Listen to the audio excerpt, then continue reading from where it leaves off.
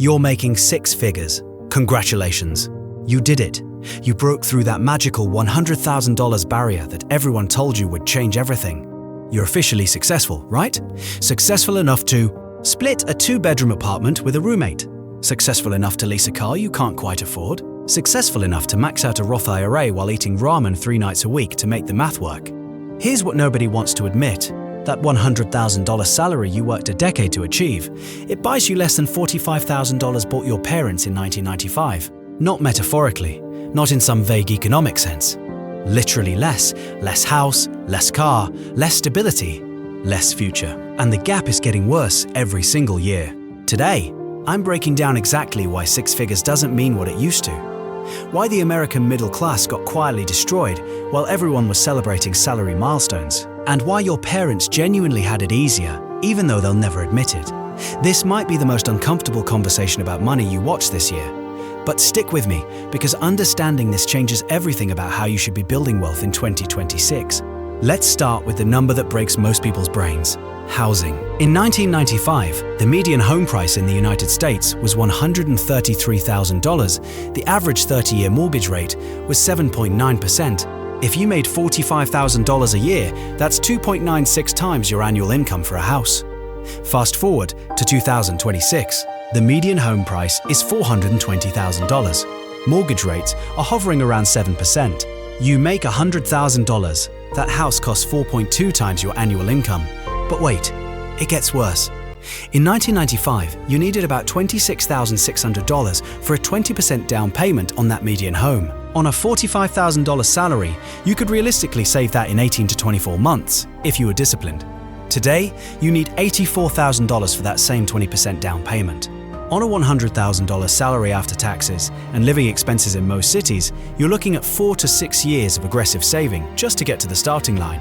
And here's the part that makes my head spin. That 1995 buyer with their $45,000 salary, their monthly payment on that $106,400 mortgage at 7.9% interest was around $780. That's 20.8% of their gross monthly income. The $22,000 salary, their monthly payment on a $336,000 mortgage at 7% is roughly $2,237. That's 26.8% of gross monthly income. Read that again. The person making less than half as much in 1995 had a lower percentage of their income going to housing than you do today, making 6 figures. The math isn't mathing, and that's before we even talk about property taxes that have tripled in most markets, or homeowners insurance that's doubled. But maybe you're thinking, okay, fine, I'll just rent for a while longer. Here's the problem with that plan. In 1995, the median rent for a 1-bedroom apartment was about $500 a month. That's 13.3% of a $45,000 annual salary. Today, the median 1-bedroom rent is around $1,750 nationally. And if you're in any major city where 6-figure jobs actually exist, you're looking at $2,500 to $3,500. That's 30 to 42% of your $100,000 salary going to rent. The old rule was to spend no more than 30% of your income on housing. In 1995, people could actually follow that rule. In 2206, following that rule means living in a place you probably don't want to live or commuting 2 hours each way to work. The system broke. The guidelines didn't update. And now, you're sitting here making $100,000, wondering why you feel broke. Let's talk about cars, because this one is genuinely absurd. The average new car price in 1995 was $15,500. On a $45,000 salary, that's about 4.5 months of gross income. Today, the average new car costs $48,000. On a $100,000 salary, that's 5.76 months of gross income. So cars got proportionally more expensive relative to income. But that's not even the crazy part. The crazy part is insurance. In 1995, the average annual car insurance premium was around $650. Today, it's over $2,300 nationally. And if you're under 35 or live in certain states, you're paying $3,000 to $4,000. Insurance went up 350%, while wages went up 122%. The cost of owning a car outpaced income growth by nearly 3 times. And gas? In 1995, gas averaged $1.15 per gallon. Adjusted for inflation, that's about $2.30 in today's dollars. Actual gas prices right now are around $3.50 to $4.50. Depending on where you live. So even inflation adjusted, you're paying 50 to 95% more just to drive the same distance. Add it all up: car payment, insurance, gas, maintenance. In 1995, you could own and operate a decent car for about $400 a month on a $45,000 salary. That's 10.7% of income. Today, owning and operating that same level of car costs roughly $900 to $1,100 per month. That's 10.8 to 13.2% of a $100,000 salary. You're paying more in absolute dollars and a higher percentage of your income for the same transportation. This is the quiet wealth extraction nobody talks about. Now let's get into the one that really stings: healthcare. In 1995, the average annual health insurance premium for single coverage was $1,800. For a family, about $4,500. On a $45,000 salary, family coverage was exactly 10% of gross income. Most employers covered 80 to 90% of that, so your actual out-of-pocket was maybe $450 to $900 per year. Today, the average annual premium for single coverage is $8,400. For a family, $23,968. On a $100,000 salary, family coverage is 24% of gross income. And here's the kicker: employer contributions haven't kept pace. The average employee now pays 17% of their premium, so you're looking at $1,428 for single coverage out of pocket annually. But wait, there's more. Deductibles. In 1995, the average deductible was $250 to $500. Today, the average deductible for employer-sponsored plans is $1,735 for single coverage and $3,600 for family plans. You're paying quadruple the premium and 7 times the deductible before insurance even kicks in. Let's do the full math. In 1995, between premiums and typical out-of-pocket costs, you might spend $2,000 total on healthcare annually. That's 4.4% of a $45,000 salary. In 2006, between premiums, deductibles, and out-of-pocket maximums, you're easily spending $8,000 to $12,000. That's 8 to 12% of a $100,000 salary.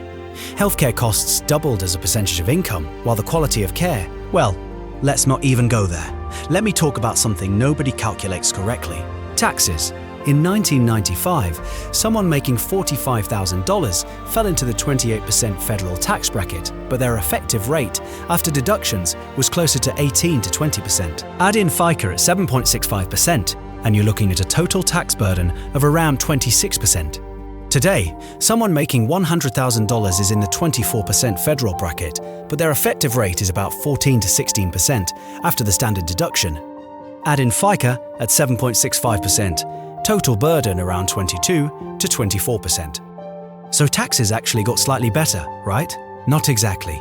State and local taxes have increased dramatically in most places. Sales taxes went from an average of 5% to over 7%. Property taxes doubled or tripled. Many cities added local income taxes that didn't exist in 1995.